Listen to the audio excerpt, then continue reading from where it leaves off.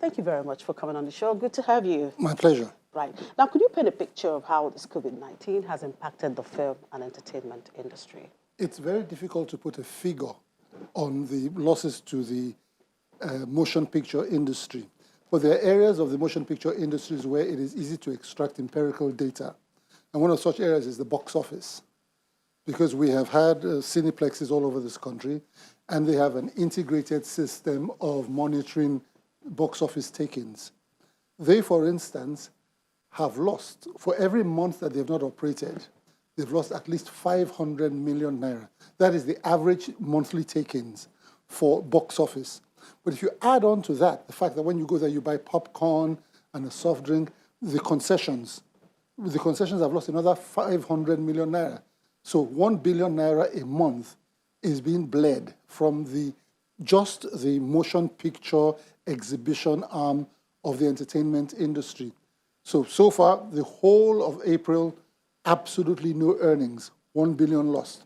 The whole of May, it's looking like absolutely no earnings. So about 2 billion naira has been lost. The box office alone accounts for 6 trillion naira per annum in terms of what it brings to the table to the entire matrix of the entertainment industry. So that has all gone down the drain and is looking like in the foreseeable future, it will continue to hemorrhage that way.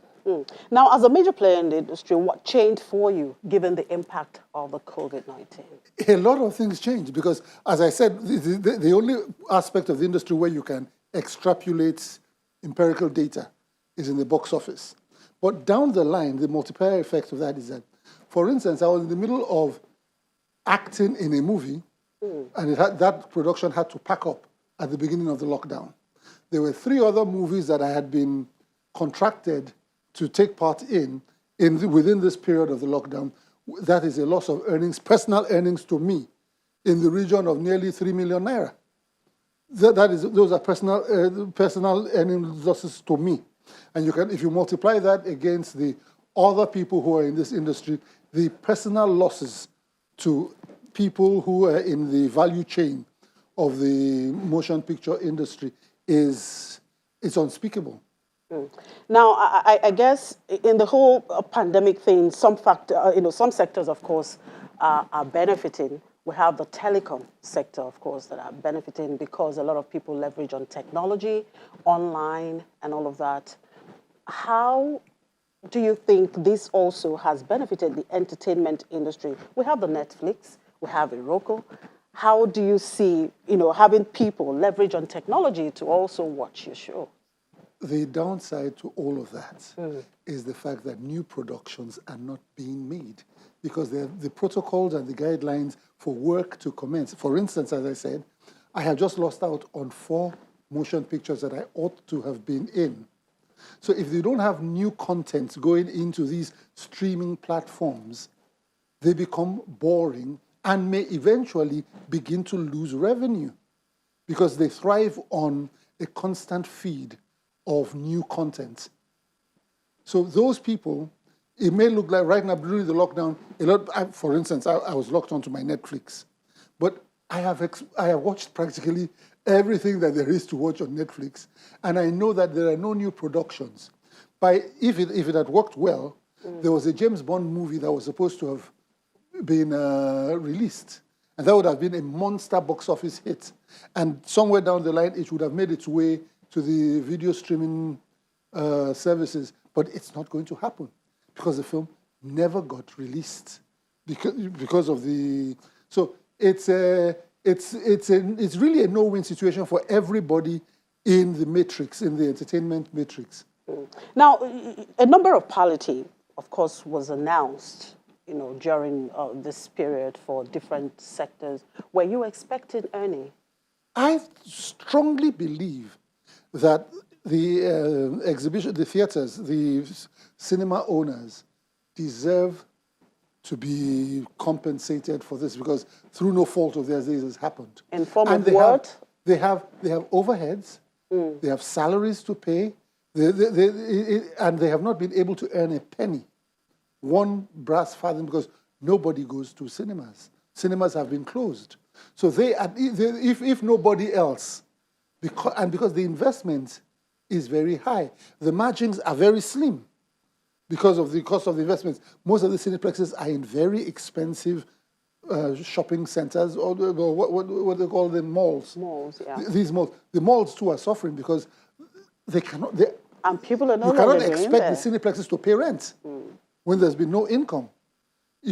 So it's a very, very dire situation for that category of people. For people like me, who have lost income, because these are things that I ought to have. These are monies that ought to have come in as revenue for me, but because of this lockdown, I cannot earn.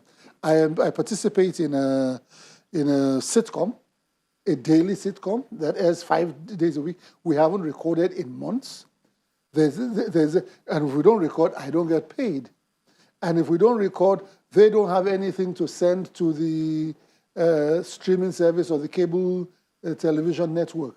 So it's very dire.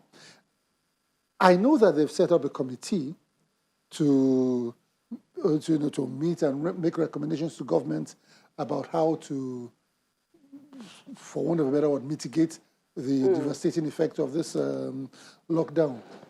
It will be very difficult to come up with a list of criteria on how and who should be compensated, because I have just told you that I lost 3 million naira. I might have been lying. So it's very difficult. But I thought you have an association. You have records. There are guilds. No. Yeah. It's not so. I am contracted as an individual to participate in the movie. Okay. I have negotiated a fee for my part in that movie. That has been lost. But there is no way that I can empirically prove what is lost, because, as I said, and we're thousands.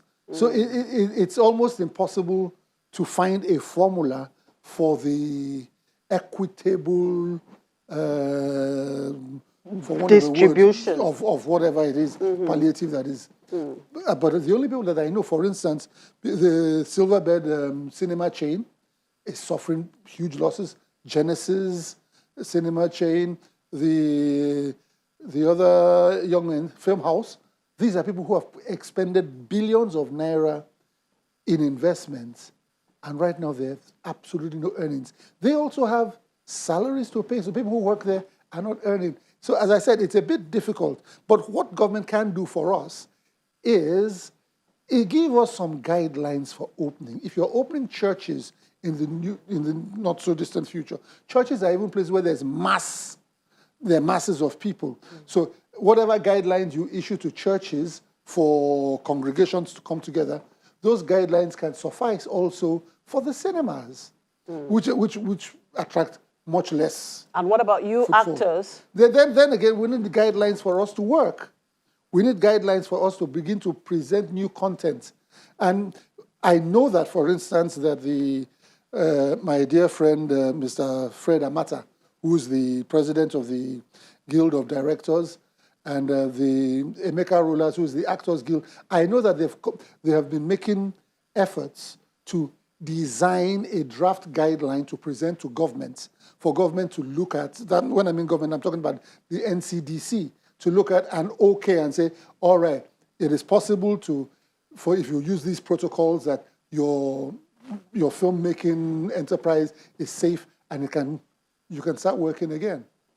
All right, now the CBN last year introduced a creative industry finance initiative where a film distributor can, for example, get a loan of up to 500 million.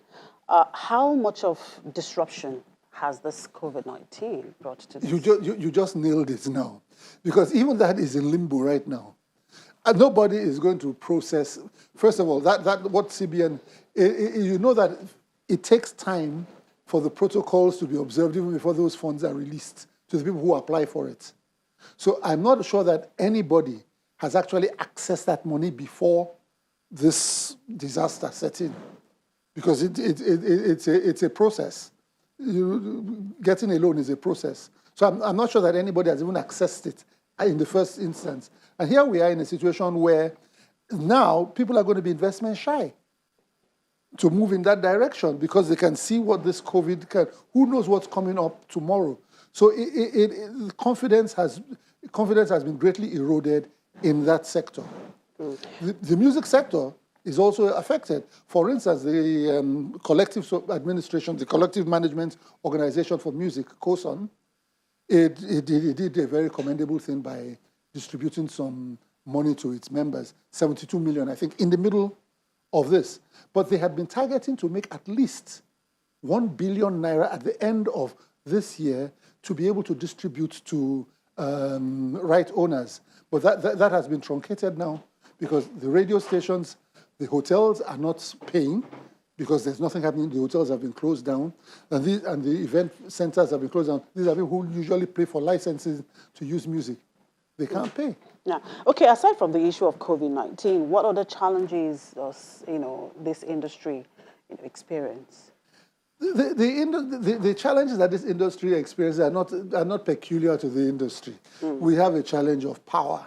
We have all kinds of we have even challenges of being harassed by area boys who take a illegal tax. In the middle of work, your work is disrupted by hoodlums, and sometimes those hoodlums could even be officials of governments who just decide that they want to exercise their authority over you. But so our problems are not peculiar in that sense. But what makes it worse for us is that we are perceived to be doing so well. And in reality, we're not doing well at all. Yeah, actually, the federal government is projected they could actually earn about $1 billion from export of Nollywood production. Do you think this is still feasible?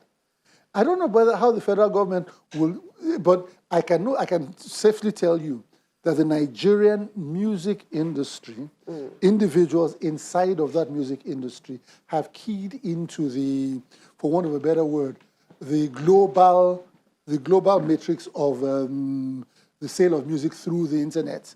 And individuals within that industry are doing extremely well because Nigerian music is doing well around the world. And they are earning from it. And I think they're earning over 1 billion naira. But those are monies that are going to those individuals and their recording companies and their publishers and what have not. But how government wants that money to come into its coffers is a bit difficult because nobody's selling any tangible. The sales are done electronically. Okay. So if I was selling, for instance, cassettes, and I want to export cassettes, you can take an export duty on the cassettes. But these are for one of intellectual property. All right. Thank you very much, Mr. Doyle, for your time. My pleasure. Patrick Doyle is a filmmaker and an actor. I started out as a broadcaster. Yeah, broadcaster. Thank you for your time. My pleasure.